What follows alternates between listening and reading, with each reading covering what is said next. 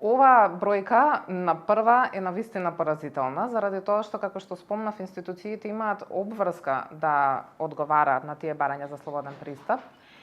и неопходно е да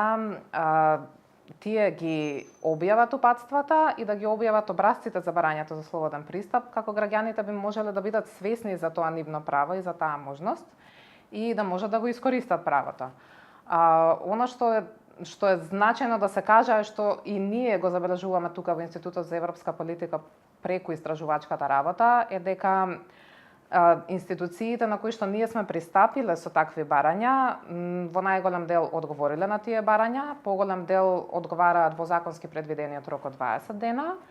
Меѓутоа, тие на кои што им се потребни плюс уште 10 дена дополнителниот рок според Законот за слободен пристап, не известуваат телефонски и за причините и за доцнењето и за причините за тоа доцнење.